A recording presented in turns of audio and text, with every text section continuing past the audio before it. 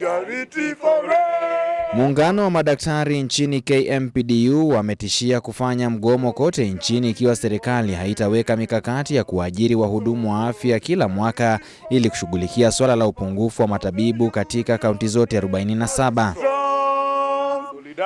Muungano huo ulisimamisha mgomo uliokuwa umepangwa baada ya mazungumzo na serikali kuhusu masuala kama vile kuchelewa kwa mishahara na marupurupu, kuwapa madaktari wanagenzi nafasi katika mahospitali kote nchini na mambo mengine.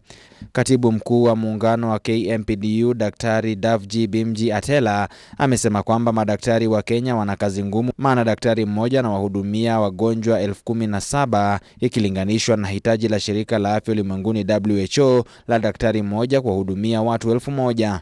But then when you look at it, even our demand that we wrote to the government in the month of December, some of these issues we outlined clearly.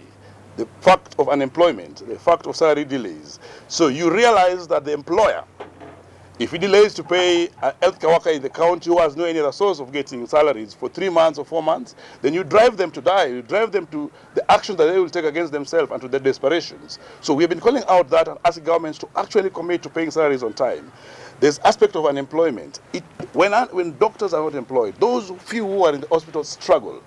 They are at a point that they work for 100 hours a week instead of the 40 days that has been signed the CBA. Atela amelaumu serikali za kaunti akidai kwamba madaktari wamehadaiwa kwa muda mrefu, huku akisema madaktari wananyimwa fidia sawia na kazi wanaoifanya na kukosa kupokezwa mikataba mipya ya kazi. Daktari Atela pia ametaja kwamba mambo yaliyo katika mkataba wa makubaliano wa mwaka 2017 bado hayajashughulikiwa, huku akisema walisimamisha mgomo maana walikuwa na imani kuwa serikali itasikiza kilio chao. We have seen some counties going into punitive actions by employing healthcare workers onto contract terms. The Public Service Commission's guideline on employment is very clear, that you can only be employed on contract if the job you're going to do is for a fixed period. If the job you're doing is continuous, like for doctors, there's no need to put them into punitive actions of employing on contract, because that even impedes the career progression. So some of the counties that have been doing that, we've gone on to them and asked them to stop that. And you've known that even some governors who are really propagating these were voted out by the healthcare workers themselves in some counties. So it's very clear that the terms of engagement should be the terms that have been approved by the PSC. Huku madaktari wakiendelea kuomboleza kifo cha Daktari Fredrick Mwoki Wambua ambaye alijitia kitanzi siku ya Ijumaa iliyopita, katibu mkuu wa Kmpdu amesikitika kwamba madaktari wachanga wanajitoa uhai baada ya miaka 7 kung'ang'ana kupata kisomo sababu ya ukosefu wa ajira. Wamedokeza kuwa madaktari 7 ndani ya miaka 2 wamejitoa uhai sababu ya msongo wa mawazo. In the last 2 years, we have a report of about 7 doctors that have been recorded to have passed on out of the depression and out of the difficult working environment. One case we had from Kenyatta National Hospital who died in the parking. We've had cases from Nakuru County. Though for one of the doctors who died that county, we have had also cases in different parts of the country, and in this particular case. So we have also a number of doctors also who, I think about 2 of them also from Ikiwa during that particular frustration that was brought by that government.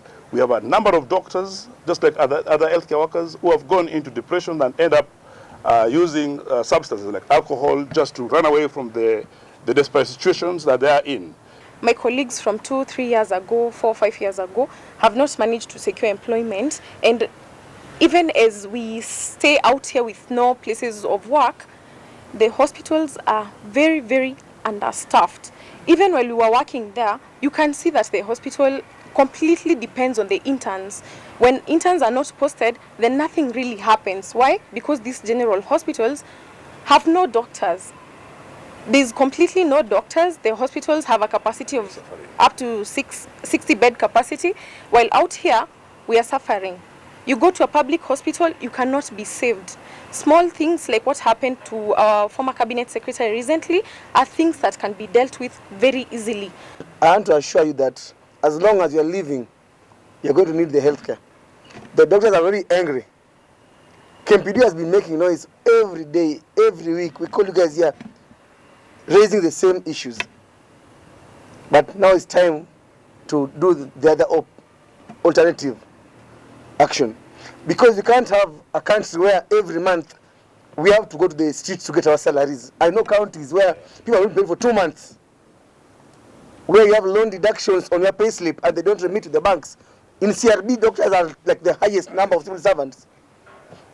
You don't have a medical cover. In Nairobi County, we almost shut down because NHIF locked them out in non-payment of the dues. It's a shame. You see governors launching buildings all over the place, but nothing about the healthcare worker. We're angry. Kmpdu imesema kwamba serikali za kaunti zimeajiri madaktari 500 pekee ndani ya miaka 5 zilizopita, hivyo kusema kuwa itakuwa vigumu kwa taifa la Kenya kuafikia lengo la afya bora kwa wote UHC. Madaktari wanataka wahudumu wa afya kuajiriwa kama walimu na maafisa wa usalama, maana sekta ya afya pia ni muhimu nchini. Samson Jura, Runinga Ebru.